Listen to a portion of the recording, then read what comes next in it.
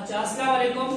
ये सारा टॉपिक मैं पहले से ले चुका हूँ ताकि ये जो वीडियो है ये बहुत लंबी न करनी पड़े और छोटी सी वीडियो में आपके लिए बहुत ज्यादा मालूमात हो। तो इंशाल्लाह आप आज सीखेंगे कि डायरेक्ट और indirect narration of imperative sentence. Imperative sentence के डायरेक्ट और इनडायरेक्ट किस तरह होते हैं। अब यहाँ पर मैंने लिखा है what is imperative sentence. Imperative sentence के डायरेक्ट और इनडायरेक्ट को चेंज करने से पहले आपको ये पता होना चाहिए कि इंपेरेटिव सेंटेंस किस चीज को कहते हैं। इंपेरेटिव सेंटेंस का एक टाइप है। सेंटेंस का एक टाइप है जो इस्तेमाल होता है कमांड। कमांड का मतलब ऑर्डर, रिक्वेस्ट के लिए इस्तेमाल होता है, सजेशन के लिए इस्तेमाल होता है और ये एडवाइस के लिए इस्तेमाल होता है। अब हम इस्तेमाल करेंगे एक एक को, लेकिन थोड़ी सी बात ये होनी चाहिए कि हम पहले एसर्टिव सेंटेंस जो हमारे साथ होते थे उसमें हम यहाँ पर इस कामा को जब हम हटाते थे, इस कामस को जब हम हटाते थे तो हम क्या लिखते थे, दैट लेते थे। लेकिन इंपेरेटिव सेंटेंस में ये नहीं होता। इंपेरेटिव सेंटेंस में हम डू लगाएंगे। अब आप कहेंगे कि डू क्यों लगाते हैं। डू इसलिए लगाते हैं क्योंकि हमारे साथ ये इंपेरेटिव सेंटेंस है। इंपेरेटिव सेंटेंस से हम कभी भी पहले दैट नहीं लगाते, इस वजह से हम क्या लगाएंगे, डू लगाएंगे। अब आप कहेंगे कि सर यहाँ पर तो हम कंजंक्शन इस्तेमाल करते हैं, यहाँ पर आपने प्रीपोजिशन इस्तेमाल किया। नहीं, ये टू प्रीपोजिशन भी है और ये टू हमारे साथ कंजंक्शन भी है। ये आने वाली वीडियो में आपको बताऊंगा एक्सप्लेन के साथ। अब आप आते हैं कि हमारे साथ एक एक को हम एक्सप्लेन करेंगे। ऑर्डर का हमारे साथ किस तरह होता है। Imperative sentence, the teacher said to student open your box.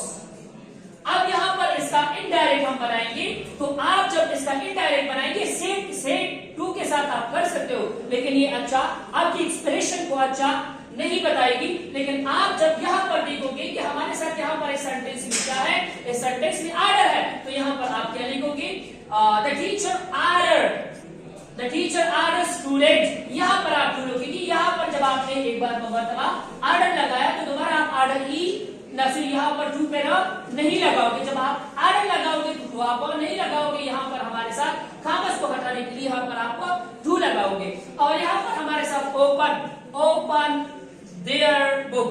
अब यहाँ पर मसला ये क्रिएट होता है कि सर जब हम इंपेरेटिव सेंटेंस में करते थे, जो भी सेंटेंस पास्ट का करते थे, क्योंकि यहाँ पर पास्ट है, जो भी हम करते थे वहां पर हम किस चीज का इस्तेमाल करते थे, फर्स्ट फॉर्म को सेकंड फॉर्म में चेंज करते थे, सेकंड फॉर्म को थर्ड फॉर्म में चेंज करते थे। अब यहाँ पर तो हमने इसको चेंज नहीं किया है। गुड क्वेश्चन है आपका। क्वेश्चन का जवाब यही है कि आप अगर सोचे तो ये हमारे साथ इंपेरेटिव सेंटेंस जितनी भी है वो हमेशा के लिए इंडेफिनिट में होंगे। आप इंडेफिनिट है लेकिन इंडेफिनिट को आप चेंज करें, लेकिन हमारे साथ ये सिंपल है। ये सिंपल सेंटेंस है, simple sentence of indefinite, simple sentence of past tense, simple sentence of present, simple sentence of future.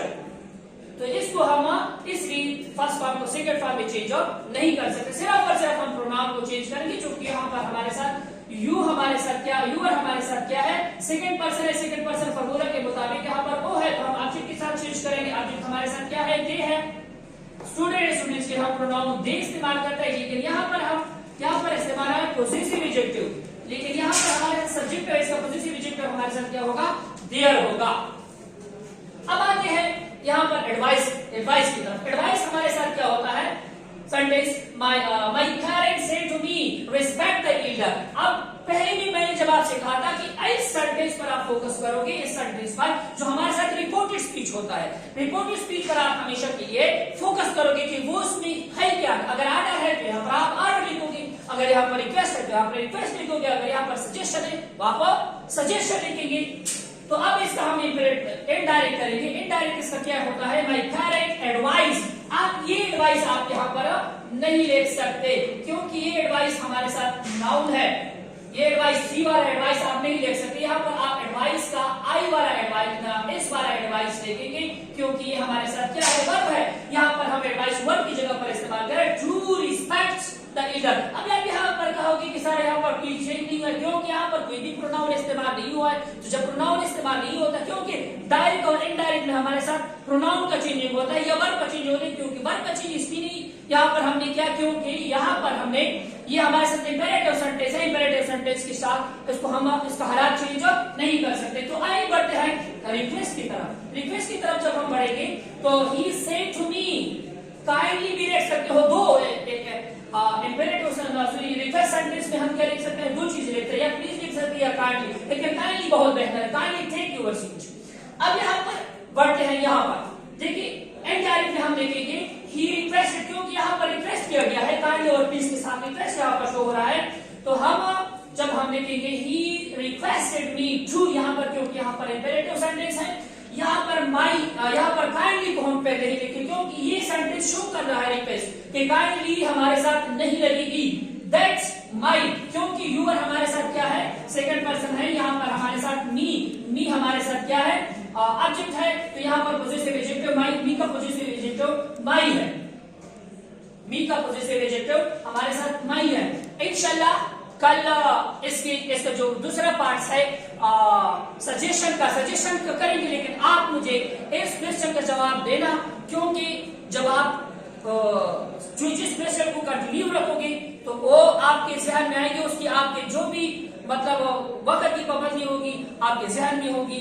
तो मुझे इस क्वेश्चन का जवाब दीजिएगा, he said to me let go for a walk, इसको इनडायरेक्ट में चेंज करें। तब तक के लिए मुझे यानी नवीन अंजम खानजादा को इजाजत दीजिएगा।